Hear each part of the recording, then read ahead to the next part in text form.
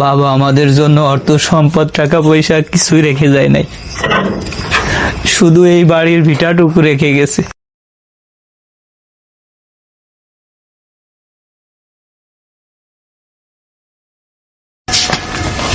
কিরে সোহান, কোথায় যাচ্ছিস? আমার সকালে ইন্টারভিউ আছে তো, এই জন্য আজকে নাইটে ঢাকায় যাওয়া লাগবে। টিকিট কেটে আইছি, রাত 10টায় গাড়ি। আচ্ছা সাবধানে যা, ওই জায়গায় যায় আমার একটা সকালে ফোন দিস। আচ্ছা ঠিক আছে ভাই, তুমি আমার জন্য দোয়া করো। আর ভাই কালকে আসতে আসতে আমার সন্ধ্যা লেগে যাবে। ভাইরে দোয়া তো করি, এত কষ্ট করে লেখাপড়া করাইলাম কিন্তু। আচ্ছা ভাই, আমার দেরি হয়ে যাচ্ছে। আচ্ছা ঠিক আছে, তাহলে তুই বেরিয়ে যা।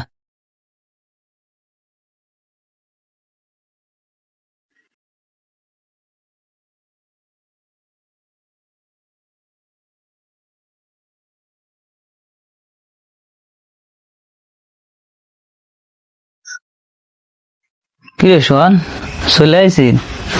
তা তোর ইন্টারভিউ কেমন হয়েছে? ইন্টারভিউ তো ভালোই হয়েছে ভাই, কিন্তু ভাইরে আমি বুঝতে পারছি, ওরা মনে হয় তোর কাছে টাকা চাইছে। ভাই ওরা আমার কাছে 10 লক্ষ টাকা চাইছে। আমি যদি 10 লক্ষ টাকা দিতে পারি তাহলে আমার চাকরিটা হয়ে যাবে। ভাইরে তুই তো জানিসই, বাবা আমাদের জন্য অর্থ সম্পদ টাকা পয়সা কিছুই রেখে যায় নাই, শুধু এই বাড়ির ভিটাটুকু রেখে গেছে। তোরে 10 লাখ টাকা দিয়ে আমি চাকরি দিব কিভাবে?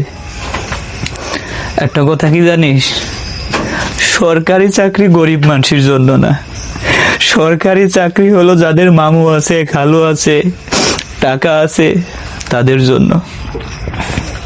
অনেক কষ্ট করে তোরে লেখাপড়া শিখাইছিলাম, ভাবছিলাম তুই সে একটা সরকারি চাকরি করলে হয়তো আমাদের এই কষ্টের সংসারে সুখ ফিরে আসবে, কিন্তু আসলেও তা না। গরিবের কখনো সুখ থাকে না, গরিবের শুধু কষ্টই থাকে। ভাই আমি তো সবই জানি, তোমার কষ্ট দেখে আমারও তো ভালো লাগে না। কত জায়গা ভাই ইন্টারভিউ দিলাম, কত চেষ্টা করলাম। ভাই তুমি চিন্তা করে না, আমার এত টাকা ঘুষ দিয়ে চাকরি করা লাগবে না ভাই। বাইরে চিন্তা তো একটু করাই লাগে, এত কষ্ট করে লেখাপড়া করাইলাম। আচ্ছা বাদ দে, তুই অনেক দূরেতে আসছিস, হাত মুখ ধুয়ে আয়, একসাথে বসে ভাত খাবো। বর্তমান সমাজে মেধা আছে, কিন্তু অর্থের অভাবে কিছু পরিবারের মানুষ সরকারি চাকরি পায় না।